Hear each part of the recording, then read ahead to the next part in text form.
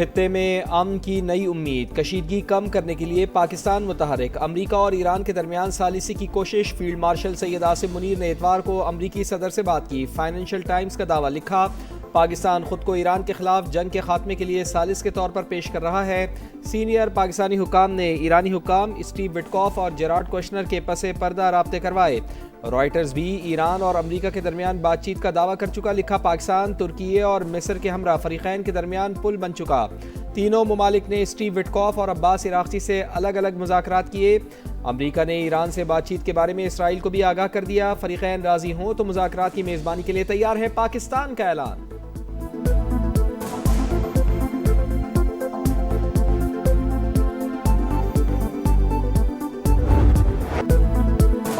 مشرق وسطی میں خوفناک جنگ کے بادل، بالآخر مذاکرات کا آغاز۔ امریکہ اور ایران کے درمیان بات چیت شروع، صدر ٹرمپ نے تصدیق کر دی، معاہدہ طے پانے کے لیے پرامید۔ ایران کے بجلی گھروں پر حملے 5 دن کے لیے روک دیے، کہا دونوں ملک کئی نکات پر راضی ہیں۔ ایران ڈیل چاہتا ہے، اس بار مذاکرات سنجیدہ نوعیت کے ہیں، اب دنیا بہت جلد زیادہ محفوظ ہو جائے گی، ڈیل کا خلیجی ممالک کو بھی فائدہ ہوگا۔ ایران کے قابل احترام اعلیٰ رہنما سے بات چیت کی ہے، امید ہے مسئلے کو حل کیا جا سکتا ہے، اگر معاہدہ ہوا تو خطے کے لیے بہت شاندار ہوگا۔ آبنۂ ہرمز کا کنٹرول غالباً میرے اور ایران کے پاس ہوگا۔ تہران افسودہ یورینیم حوالے کرے اور دوبارہ کبھی حاصل نہ کرے۔ اگر ایران کے پاس ایٹمی ہتھیار ہوتے تو مشرق وسطی پر قبضہ کر لیتا۔ معلوم نہیں ایرانی سپریم لیڈر زندہ ہے یا نہیں۔ علی خامنائی کے بیٹے کو رہنما نہیں مانتا، مگر نہیں چاہتا مشتبہ خامنائی کو نشانہ بنایا جائے۔ کوئی مذاکرات نہیں ہوئے، تیل کی قیمتوں کو کم کرنے کے لیے جعلی خبریں پھیلائی جا رہی ہیں۔ ایران کی امریکہ سے بات چیت کی تردید۔ ایرانی وزارت خارجہ کے مطابق دوست ممالک نے مذاکرات کے لیے پیغامات بھیجے، کہا گیا امریکہ مذاکرات چاہتا ہے مگر ہم نے جواب نہیں دیا۔ آبنائے ہرمز اور جنگ ختم کرنے کے موقف میں کوئی تبدیلی نہیں آئی۔ امریکہ اور اسرائیل جوابی رد عمل سے پیچھے ہٹنے پر مجبور ہوئے۔ ایرانی وزیر خارجہ کی روس اور ترکیے کے وزرائے خارجہ سے گفتگو۔ علاقائی صورتحال اور کشیدگی میں کمی پر تبادلہ خیال۔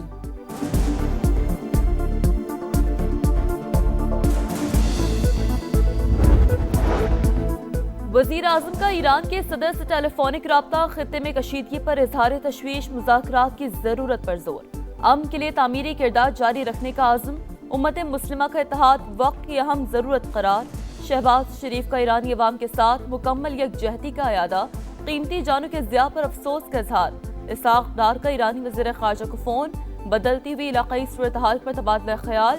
نائب وزیر اعظم کا ترکی اور عراق کے وزراء خارجہ سے بھی رابطہ، امریکی صدر کے حالیہ بیان سمیت علاقائی صورتحال پر گفتگو۔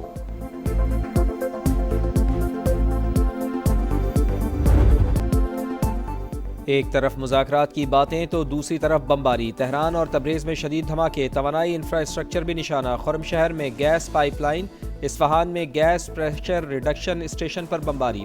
امریکی سینٹ کام اب تک 9000 سے زائد اہداف کو نشانہ بنانے کا دعویٰ کر چکی۔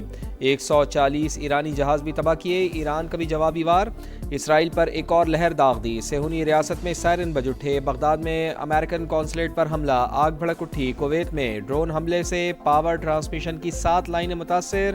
سعودی عرب کا 4 ڈرونز گرانے کا دعویٰ۔ متحدہ عرب امارات نے بھی متعدد بیلسٹک میزائل مار گرائے۔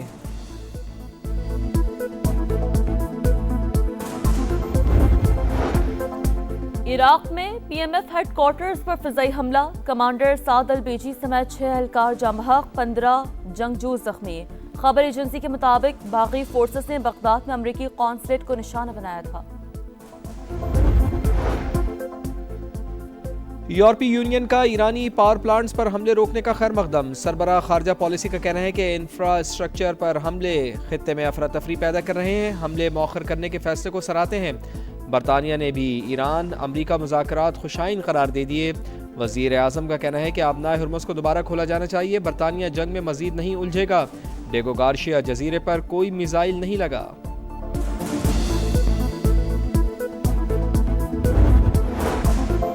نیتن یاہو کے قائل کرنے پر ٹرمپ نے ایران آپریشن کی منظوری دی۔ خبر ایجنسی کے مطابق اسرائیلی وزیر اعظم نے ٹرمپ کو کال کر کے سپریم لیڈر کی میٹنگ کے بارے میں آگاہ کیا، بتایا یہ صحیح وقت ہے حملے کا، پھر یہ موقع نہیں ملے گا۔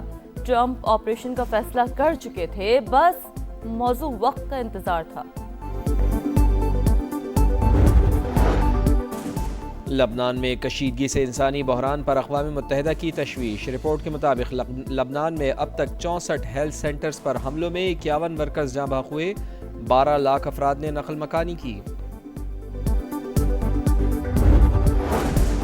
خطے کی صورتحال کے تناظر میں معاشی پالیسیوں میں عوامی ریلیف کو ترجیح دی جائے، پیٹرولیم مصنوعات کی قیمتوں کا بوجھ کم سے کم رکھا جائے تاکہ عام آدمی کو سہولت دی جا سکے۔ صدر مملکت کی ہدایت۔ وفاقی وزراء محسن نقوی، محمد اورنگزیب اور علی پرویز ملک کی لاڑکانہ میں صدر سے ملاقات۔ امن و امان، معاشی صورتحال، توانائی اور پیٹرولیم مصنوعات کی قیمتوں پر بریفنگ۔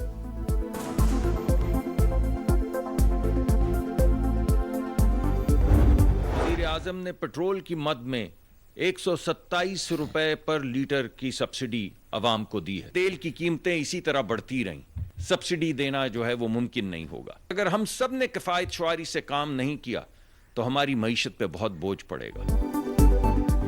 جنگ کے شعلے نہ بجھے تو حکومت کے لیے پیٹرولیم مصنوعات پر لامحدود سبسڈی دینا ممکن نہیں ہوگا۔ وفاقی وزیر مصدق ملک نے خبردار کر دیا، کہا دوسروں کی آگ ہماری دہلیز پر پہنچ چکی، حکومت اپنے اخراجات میں بڑی حد تک کمی کر چکی۔ ہائی اوکٹین پر لیوی میں اضافے کے بعد وزیر اعظم کا ایک اور اہم فیصلہ، سرکاری گاڑیوں میں استعمال پر پابندی عائد کر دی، اطلاق فوری ہوگا۔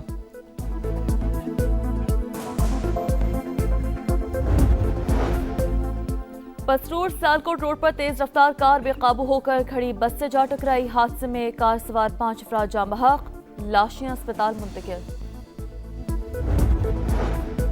کولمبیا میں فوجی طیارہ گر کر تباہ، ہلاکتوں کی تعداد 66 ہو گئی۔ خبرساں ایجنسی کے مطابق جہاز کے ملبے سے 45 افراد کو ریسکیو کر لیا گیا۔ طیارے میں 114 مسافر اور عملے کے 11 افراد سوار تھے۔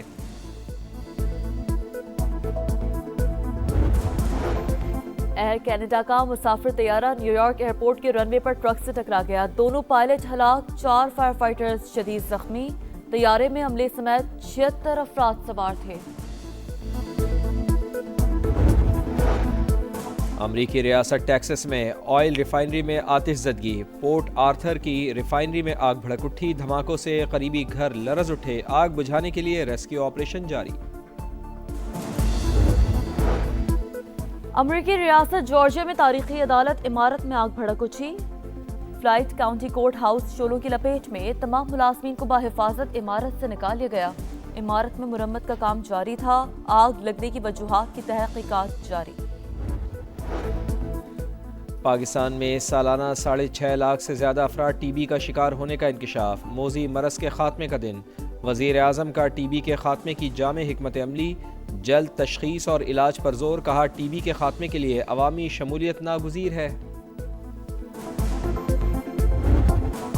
بہت ہو گئی موج مستی، اب ہوگا کام، عید کی 4 چھٹیاں ختم، عید کے آخری روز بھی سیر سپاٹوں پر زور، تفریح گاہوں میں رش، منچلوں کا ہلا گلا، بچہ پارٹی نے جی بھر کر عیدی لوٹائی، پارکوں میں جھولوں کے مزے، آئس کریم پر ہاتھ صاف، چڑیا گھر میں جانوروں سے شرارتیں۔